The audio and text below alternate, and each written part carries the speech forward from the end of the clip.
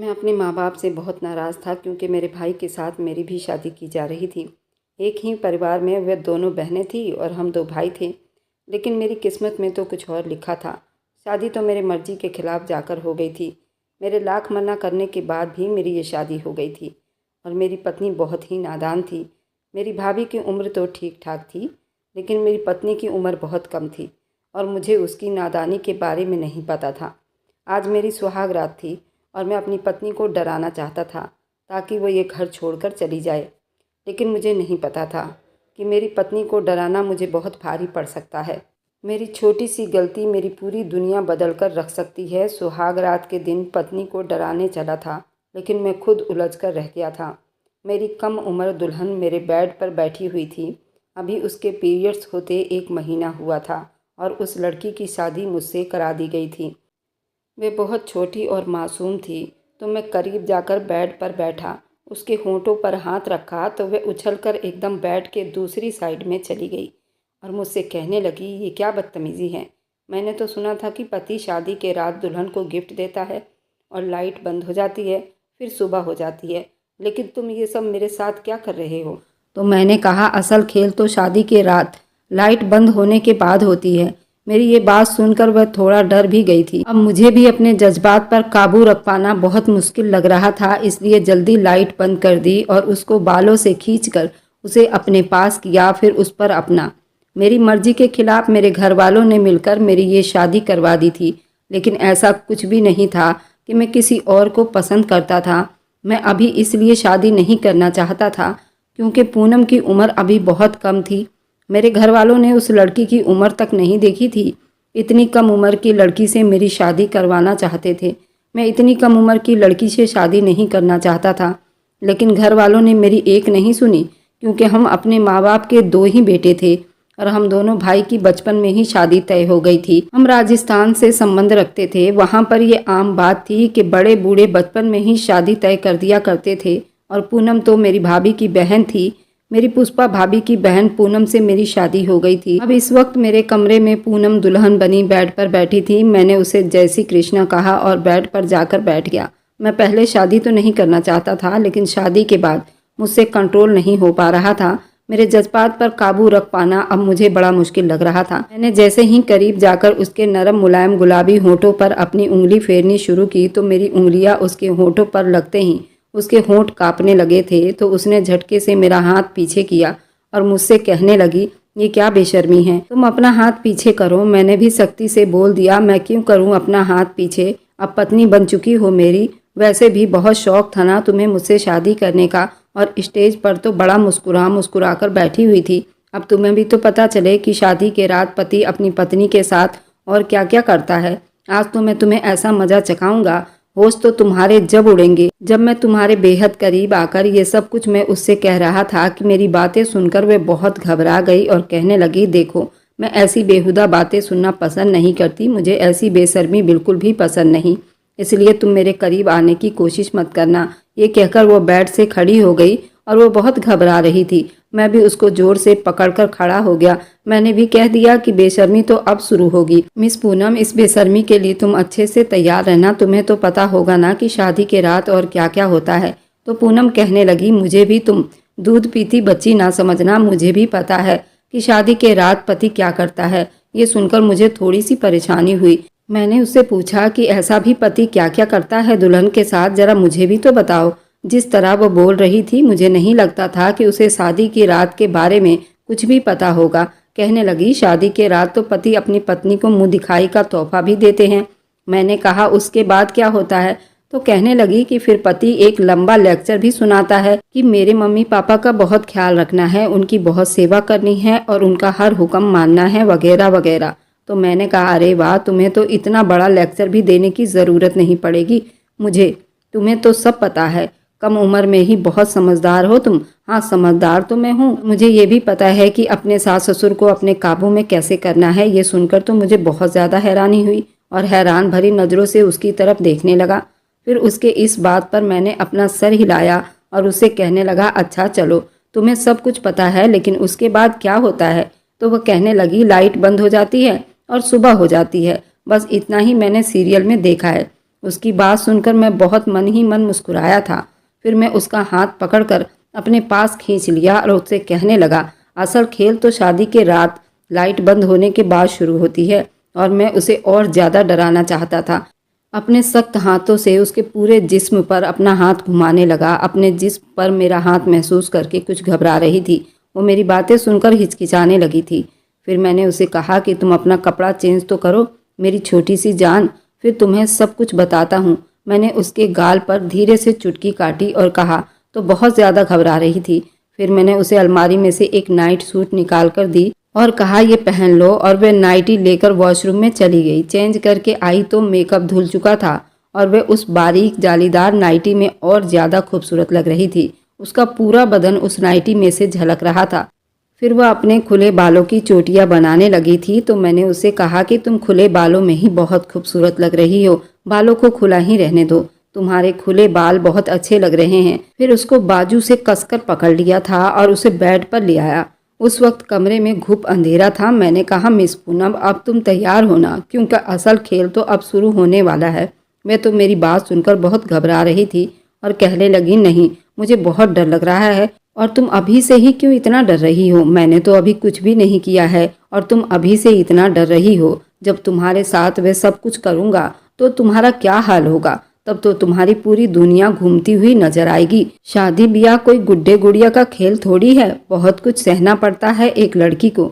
मैं उसे डराना चाहता था बजाय उसे भरोसा देता। मैं उसे शादी के रिश्ते से बहुत ज़्यादा डरा देना चाहता था ताकि पूनम नाम की लड़की अपनी शादीशुदा जिंदगी से इतना डर जाए कि घर ही न बसा सके और मैं अपने घर वालों पर यह साबित कर सकूं। एक ही घर से दो बहनों को लाना उनका गलत फैसला था। वो बेहद नर्वस थी, चेहरे की हवाइयाँ उड़ी हुई थी। वह कहने लगी, नहीं भाई, मुझे लाइट बंद नहीं करनी, मैं लाइट जलाकर ही सोऊंगी। मैंने उसके दोनों हाथ पकड़ लिए। मैंने कहा, ऐसे कैसे पूनम, यूँ तो नहीं होगा ना? जाने मन लाइट तो बंद करनी पड़ेगी ना। आखिर तुम्हें लाइट बंद करने के पीछे की कहानी भी तो पता चलनी चाहिए कि क्या होती है शादी के रात लाइट बंद करके।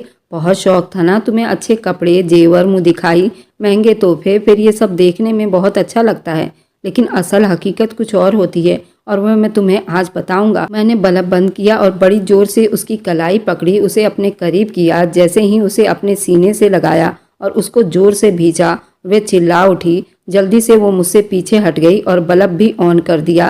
कहने लगी, मुझे अपनी दीदी के पास जाना है। वो बेहद घबरा चुकी थी, अब तो आंसू भी बहाने लगी थी। मेरा मकसद भी पूरा हो गया था, मैं उसे डराना ही चाहता था। मैंने कहा, चलो चलो, नखरे मत दिखाओ, लेटो यहाँ, वरना तुम्हारे साथ जोर जबरदस्ती भी करूँगा। अभी मैं प्यार से तुमसे बात कर रहा हूँ। जबकि मैंने उसे बड़ी जोर से अपने सीने से जकड़ लिया था। वह जल्दी से उठ खड़ी हुई और कमरे से बाहर चली गई। उसने मेरे बड़े भाई का दरवाज़ा बुरी तरह से खटखटाया। मेरे चेहरे पर मुस्कुराहट फैल गई थी। बहुत शौक था ना मेरे भाई को शादी का और उनकी खुदगर्जी का उन्हें मुंहतोड़ जवाब मिलेगा। रमेश भाई के साथ साथ मेरे माँ बाप के कमरे का भी दरवाज़ा खुला।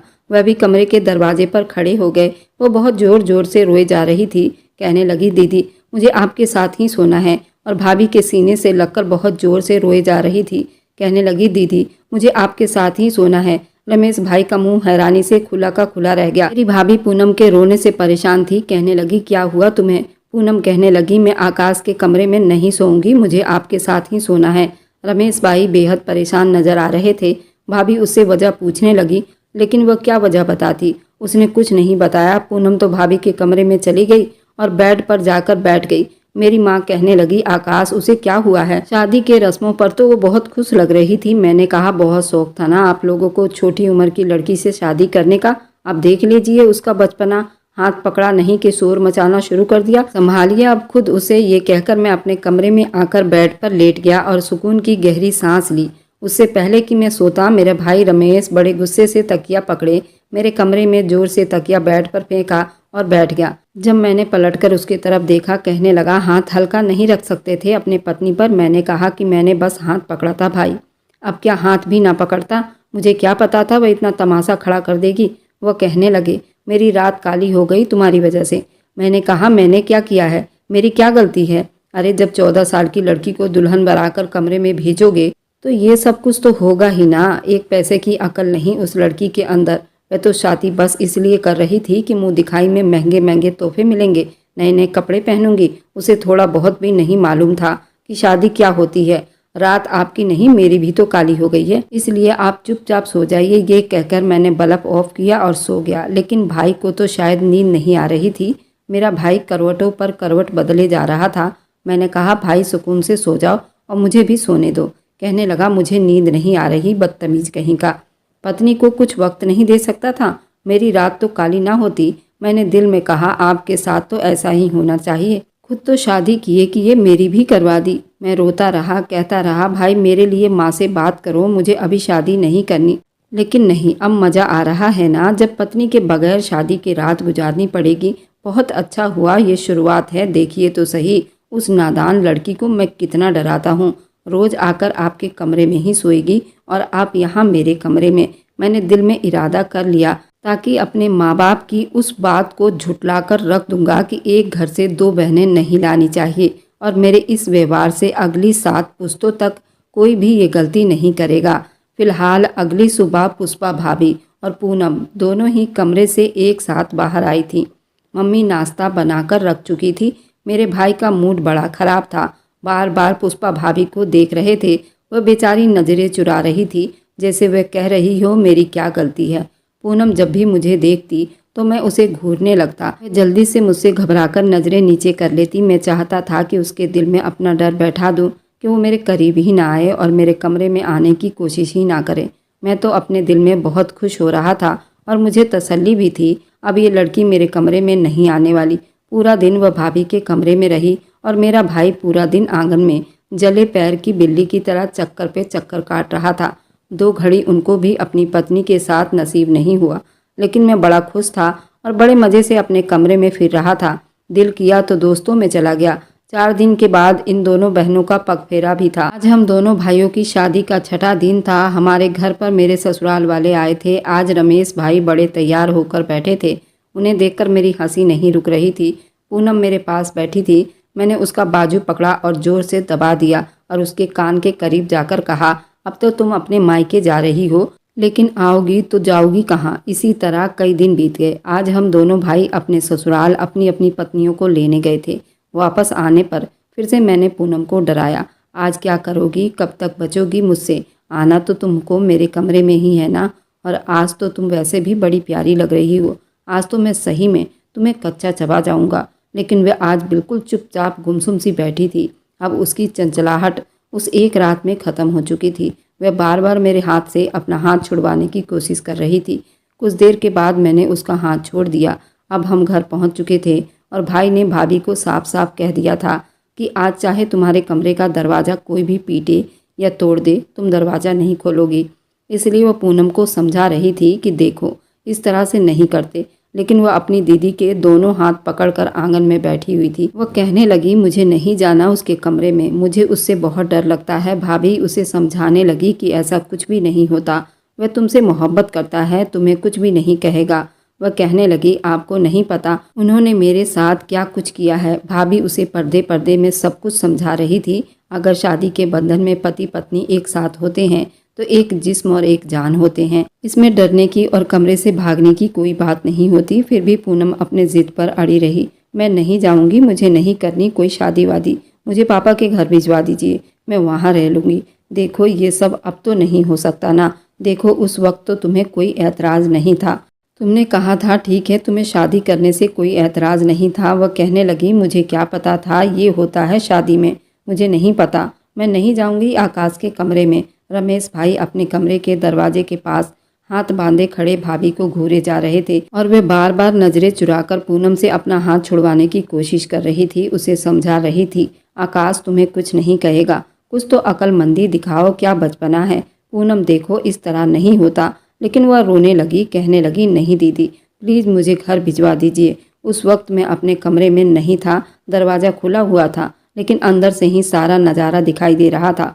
बड़ी मुश्किल से भाभी ने उसे समझा बुझाकर मेरे कमरे तक ले आई, लेकिन वह कमरे में नहीं आ रही थी। बाहर सोफे पर बैठी अपनी उंगलियां मोड़े जा रही थी। वह बहुत घबरा रही थी, जैसे कमरे में आएगी तो उसकी जान निकल जाएगी।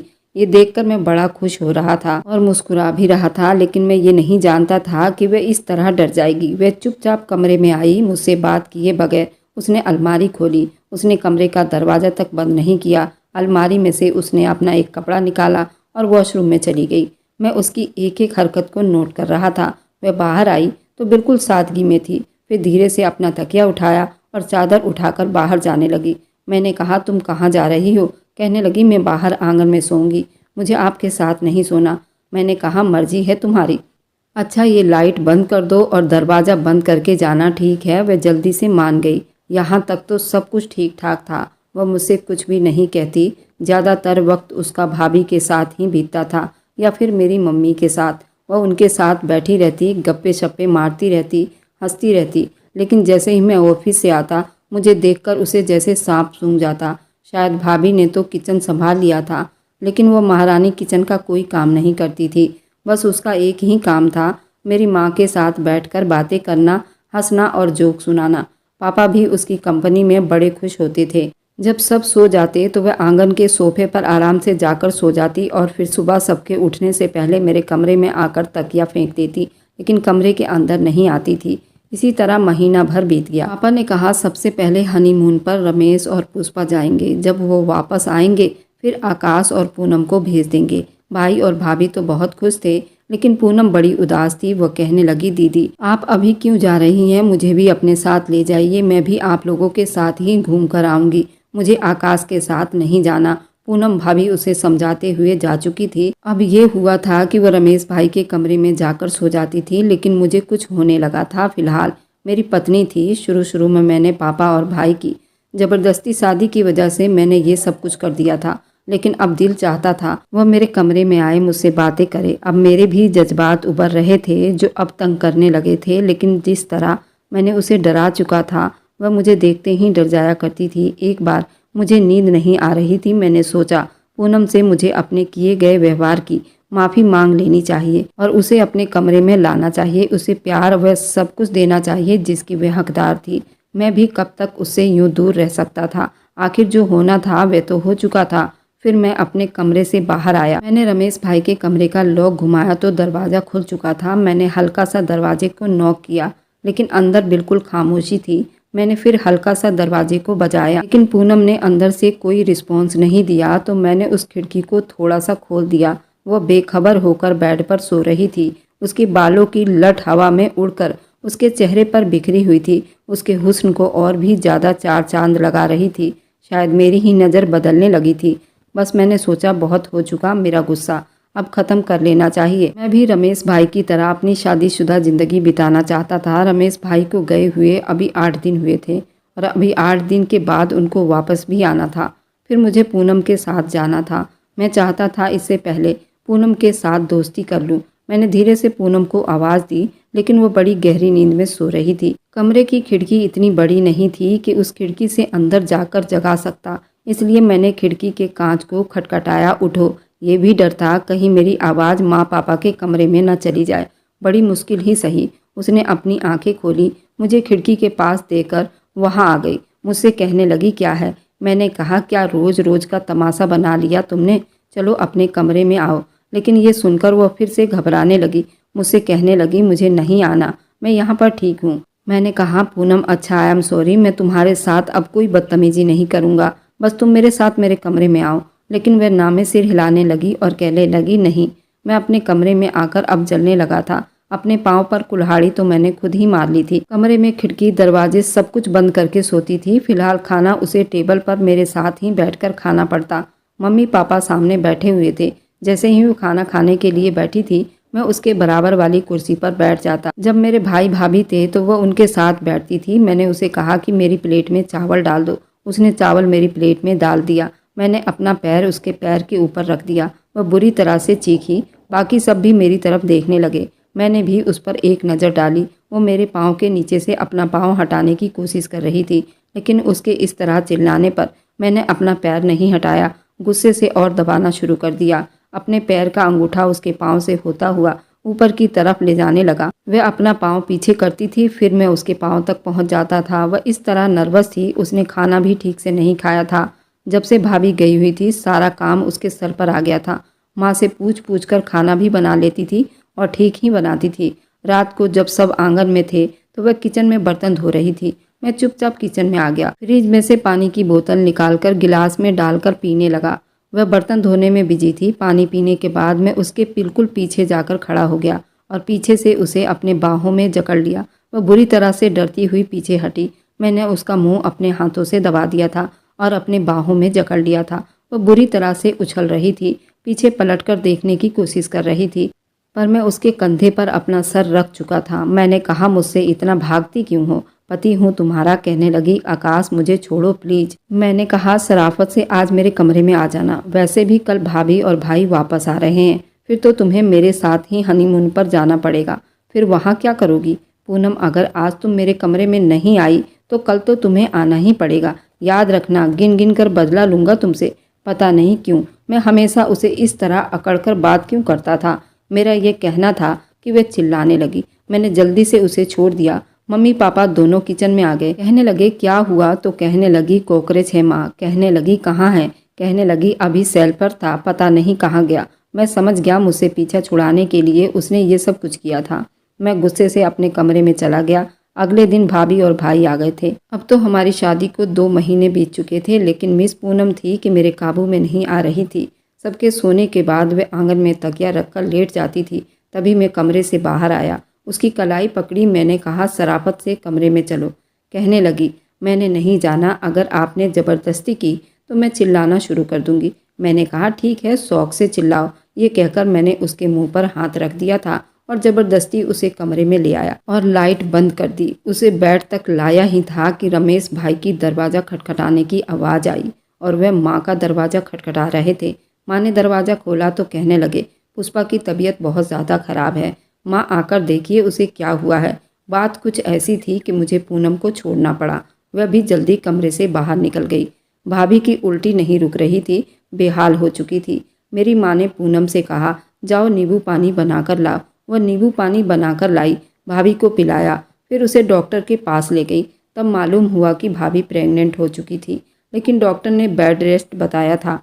खुशी की खबर तो थी, इसलिए मैं भी खुश था कि चलो चाचू बन जाऊंगा। इसलिए अब हमारा हनीमून तो कैंसिल हो चुका था, क्योंकि सारे काम की जिम्मेदारी पूनम पर पड़ चुकी थी। भाभी को कमरे तक खाना भी वही लेकर जाती थी, संभालती भी वही थी, क्योंकि उनकी तबीयत ठीक नहीं रहती थी। पूरा दिन वह घर में घनचक्कर बनकर रह जाती थी। अब तो मुझे उस पर तरस आने लगा था। बहुत कम उम्र में उस पर बहुत बड़ी जिम्मेदारियां आन पड़ी थी। फिर उस पर मेरा उसके साथ व्यवहार भी अच्छा नहीं था। मुझे खुद पर भी अफसोस होने लगा। बेचारी थक जाती थी, फिर उसे सोफे पर सोना पड़ता था। एक दिन मैंने उससे कहा कि देखो, मैं तुम्हें कुछ भी नहीं कहूँगा, तुम्हें हाथ तक नहीं लगाऊंगा, लेकिन प्लीज़ बेड पर आराम से सो जाया करो, कुछ नहीं कहूँगा तुम्हें। कहने लगी, लाइट तो बंद नहीं करोगे? मैंने कहा, नहीं करूँगा लाइट बंद। उसके बाद से मैं किचन में भी उसके साथ काम में मदद करवा देता था। एक दिन मैंने उसे कहा, पूनम मुझसे दोस्ती करोगी? कहने लगी, नहीं, मुझे आपसे दोस्ती नहीं करनी, आप अच्छे इंसान नहीं हैं। मैंने कहा, क्यों? मैं क्यों अच्छा इंसान नहीं हूँ? अब तो मैं तुम्हारी हेल्प भी करता हूँ। वह कहने लगी, वह तो करते हैं, लेकिन फिर भी मुझे आपसे डर लगता है। मैंने कहा, देखो, अब तुम्हें मुझसे डर नहीं लगेगा, मैं तुम्हारा दोस्त बन जाऊँगा ना, इसलिए। कहने लगी, आप मेरे साथ कोई ज़बरदस्ती या बदतमीजी तो नहीं करेंगे ना? उस दिन जो तुमने किया था तो मेरा सांस भी रुक गया था। मैंने कहा, अब मैं तुम्हें हाथ भी नहीं लगाऊंगा, तुम बस मुझसे दोस्ती कर लो। कहने लगी, मेरे करीब तो नहीं आओगे? मैंने कहा, नहीं, करीब नहीं आऊँगा जब तक तुम नहीं चाहोगी। वह मेरी बात मान गई। अब मुझसे बातें करने लगी। अब तो बहुत हंसी मजाक भी कर जाती थी, मौज मस्ती भी हो जाती थी। रात को जब सारे काम से फ्री होती तो मैं उसे मोटरसाइकिल पर बाहर ले जाकर उसे आइसक्रीम भी खिलाकर लाता। काफ़ी अच्छी लड़की थी। मैं अब मान चुका था कि अनजाने में मैंने उसके साथ गलत कर बैठा था। 9 महीने का टाइम भी बीत गया था। भाभी को एक बार बहुत दर्द उठा। माँ की तबीयत ठीक नहीं थी, इसलिए मुझे और पूनम को भाई भाभी के साथ जाना पड़ा। हम दोनों बहुत इंतजार में थे, देखो क्या होता है, बेटा या बेटी। लेकिन जब डॉक्टर ने बाहर आकर हमें एक ऐसी खबर सुनाई कि हमारे कदमों के नीचे से ज़मीन निकल गई। वह कहने लगे, मिस्टर रमेश, आपका बेटा हुआ है, लेकिन आपकी पत्नी को हम नहीं बचा सके। ये सुनना था कि हमें अपने कानों पर यकीन नहीं आ रहा था। ऐसा कैसे हो सकता था? रमेश भाई तो यूं थे जैसे सांस लेना भूल गए हों। यही हाल पूनम का भी था। कहने लगे, डॉक्टर, ये आप क्या कह रहे हैं? ऐसा कैसे हो सकता है? वह तो ठीक थी। तभी वो कहने लगे कि उसका बीपी शॉर्ट हो गया था, इसलिए सब कुछ बहुत आनन फानन में हो गया। हम पर तो जैसे मुसीबत टूट पड़ी थी। पूनम और भाई की सबसे बुरी हालत थी। पहली बार मैंने भाई को यूं फूट फूट कर रोते हुए देखा था। मैं खुद कुछ नहीं समझ पा रहा था ये सब कैसे हो गया था। एक तरफ मैं भाई को संभाल रहा था, दूसरी तरफ पूनम को, लेकिन दोनों ही मेरे काबू से बाहर थे। ये खबर जब मैंने पापा को सुनाई तो वह भी परेशान हो गए। मम्मी पापा दोनों हॉस्पिटल पहुंच गए। अभी तक बच्चा नर्स के पास ही था क्योंकि मैं तो उन दोनों को संभालने में लगा हुआ था। माँ आई तो पूनम उनके गले लगकर रोने लगी। ये खबर जब पूनम के मायके में गई तो उन पर तो जैसे मुसीबतों का पहाड़ टूट पड़ा था। फिलहाल वक्त था जो गुजर गया, लेकिन हमारे घर की तो जैसे खुशियां ही खत्म होकर रह गई थी। उस मासूम बच्चे को पूनम संभालने लगी। वह चुप चुप सी हो गई थी। उसका सारा बचपन पहले की तरह हंसना बोलना जैसे खत्म सा हो गया था। मेरा भाई भी बिल्कुल चुप रहने लगा था। उससे बात करो तो लगता था अभी रो पड़ेंगे। एक मैं था जो भाई को तसल्ली देता था। 2 महीने बीत गए थे। मुझे लगता था जैसे पूनम अपनी उम्र से काफ़ी बूढ़ी हो चुकी है। रात को जब वो थकी हारी आकर बेड पर बैठती, चिंटू रोने लगता। रमेश भाई का बेटा था, वह उसे चुप करवाने लगती। अब तो मुझे उस पर तरस आने लगा था। मैंने कहा ऐसा करो, उसे मुझे दे दो, तुम सो जाओ, थोड़ी देर आराम कर लो। उसकी आंखें नींद से भरी रहती। कहने लगती चिंटू आपसे चुप नहीं रहेगा, मेरे पास ही ज़्यादा रहता है। मैंने कहा मैं उसको पकड़ लूँगा। इसी तरह 1 साल का वक्त भी बीत गया और मैं पूनम के लिए तरसता रहता था। लेकिन पूनम को तो घर से फुर्सत नहीं मिलती थी। वह सभी घर को संभाल रही थी। ऐसे में पूनम के मायके में एक और मुसीबत आन पड़ी थी। पूनम का बड़ा बहनोई, जो कि एक कार हादसे में उसकी मौत हो गई थी, वह सभी वहां पर चले गए और रोने पीटने लगे। एक ही साल में पूनम के मायके में 2 मौत हो गई थी और ये किसी से बर्दाश्त नहीं हो रहा था। बहुत जल्द उसकी बड़ी बहन को उसके ससुराल वाले ने उसको मायके भेज दिया था और कहा कि हम इसका खर्चा नहीं उठा पाएंगे। इसी तरह मेरे घर वाले और पूनम के घर वाले एक साथ इकट्ठे हुए और रमेश भाई की शादी पूनम के विधवा बहन से करा दी गई। पूनम के विधवा बहन के 2 बच्चे भी थे। हमने उस बच्चे को भी अपना लिया था। इस तरह पूनम मेरे करीब और आ गई, क्योंकि ये आइडिया मैंने ही दिया था। अब वो मुझसे प्यार भरी बातें करने लगी थी और मेरे करीब भी आने लगी थी। अब बहुत समझदार हो गई थी और जज्बातों को भी समझने लगी थी और वह भी मुझसे प्यार भरी बातें करने लगी थी। इस तरह हम दोनों का एक दिन मिलन हुआ और इस तरह हम 2 जिस्म एक जान हो गए थे। 6 महीने के बाद ही पूनम भी प्रेग्नेंट हो गई। पूनम की बहन बहुत अच्छी थी। रमेश भाई उसको बहुत खुश रखते थे और उसके दोनों बच्चों को भी बाप का नाम देकर बड़ा कर रहे थे। इधर चिंटू भी बड़ा हो रहा था। इस तरह हमारा हंसता खेलता परिवार फिर से एक बार मुस्कुरा उठा था। पूरे 9 महीने के बाद पूनम ने एक प्यारी सी बेटी को जन्म दिया था, जिससे मेरी खुशियों में 4 चांद और लग गई थी। मेरी पत्नी पुरानी बातों को याद करके बहुत मुस्कुराती थी। कहती थी उस वक्त मेरे अंदर बहुत नादानी थी। अब तो वह जब भी मेरे करीब आती है तो मेरी प्यास और बढ़ जाती है। हर दिन ऐसा लगता है वह बिल्कुल अभी जवानी के दहलीज पर है। वह इस तरह मुझ में समा जाती है कि सारी रात भी उसके साथ प्यार करो तो कम पड़ जाए।